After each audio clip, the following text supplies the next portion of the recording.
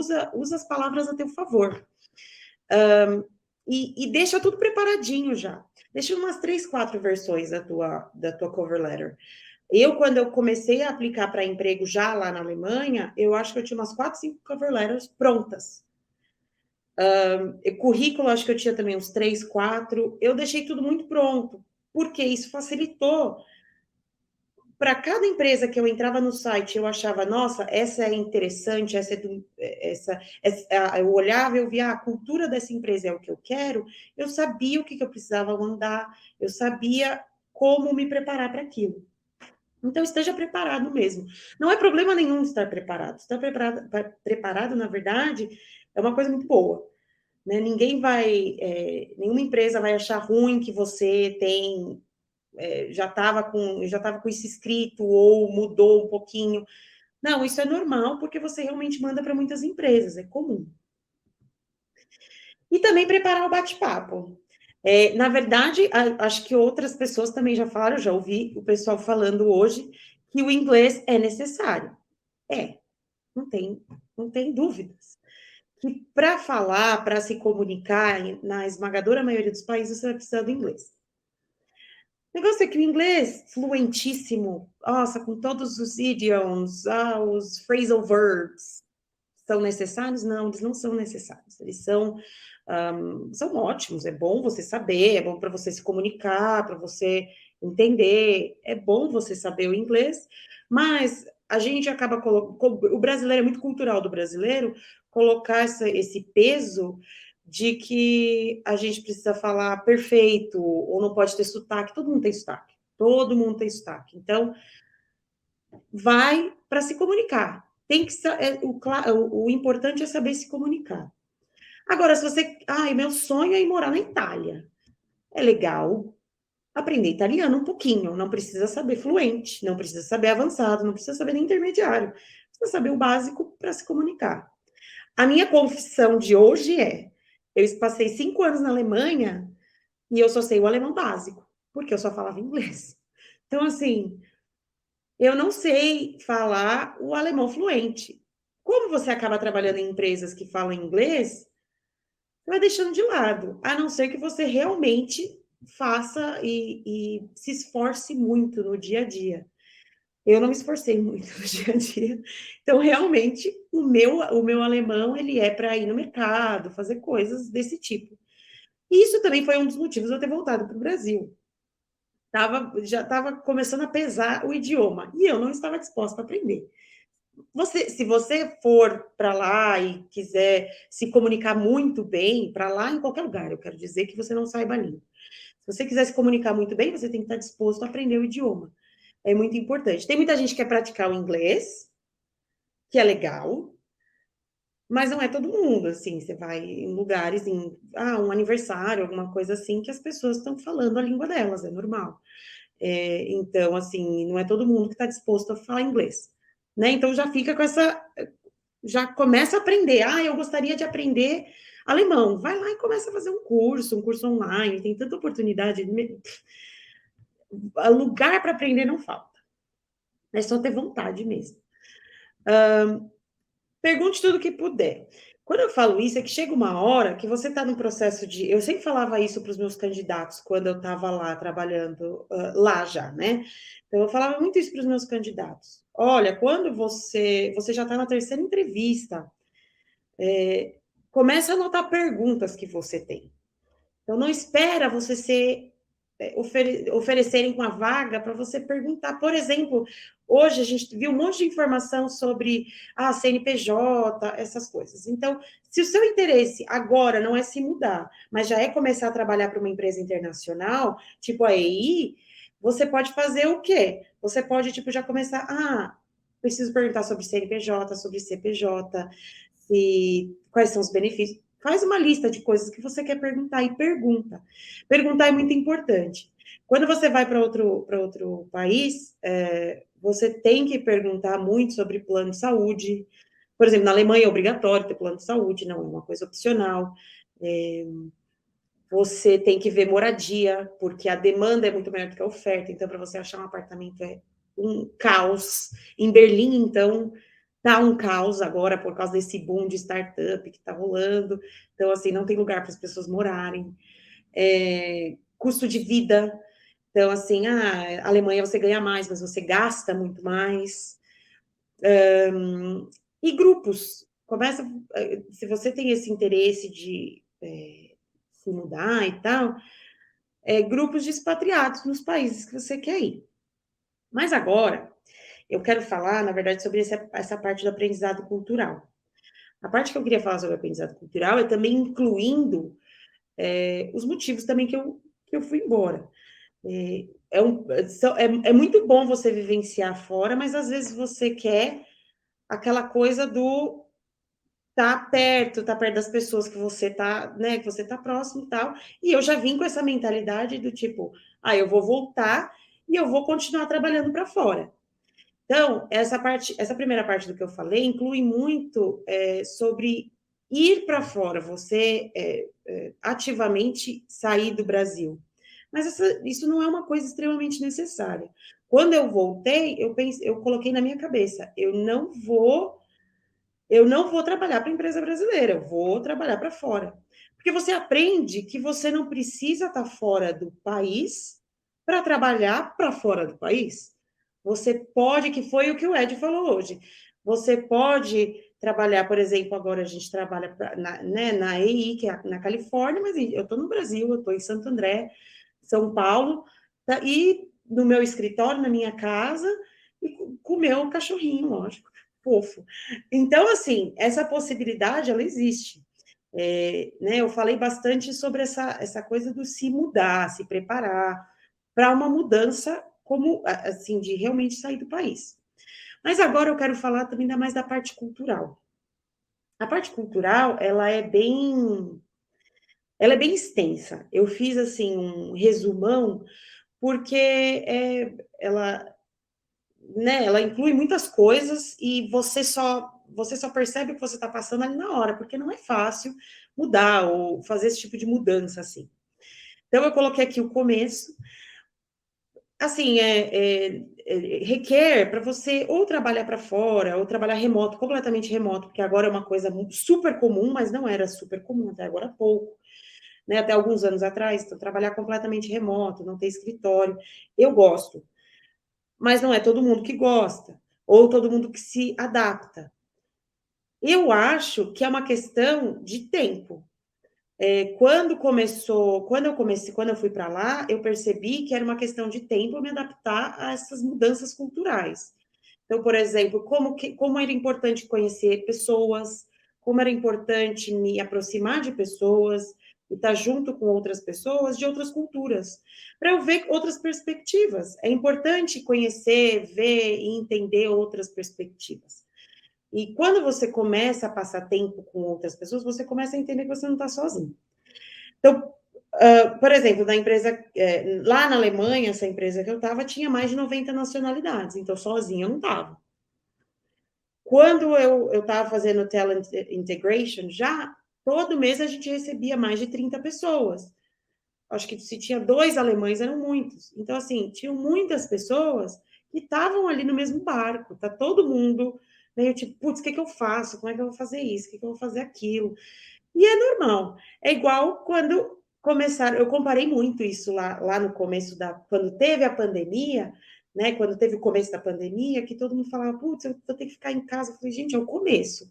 Todo mundo se adapta a isso. Trabalhar de casa é normal, é só questão de se conectar com as pessoas, formas de se conectar, de se comunicar.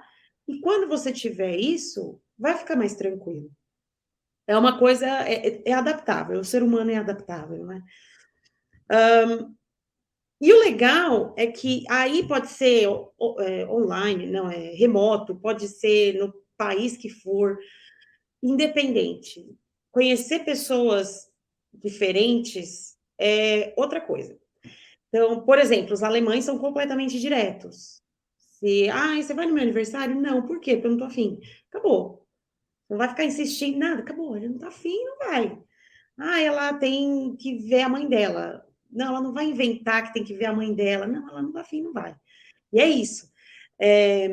Então, por exemplo, vai vai em algum lugar, tem que fazer tal coisa, né? Vai na casa da pessoa, tem que tirar o sapato para não sujar. Sabe umas coisinhas pequenas que com o tempo você vai aprendendo e aquilo vai entrando na sua vida pessoal. E isso acontece tanto na vida pessoal quanto no trabalho.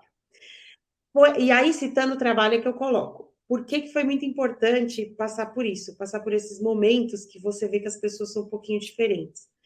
Eu percebi que no trabalho, se a gente estava tipo numa brainstorming session, numa retrospectiva, alguma coisa assim, as perspectivas eram completamente diferentes. As pessoas davam ideias completamente diferentes. Tudo assim era muito, tudo era muito não semelhante um ao outro, o que era ótimo. Cada um tem um jeito de ver as coisas. E aí foi tornando as reuniões mais interessantes, os brainstorming sessions mais interessantes, e as coisas foram ficando melhores, né? Quando eu fui percebendo isso.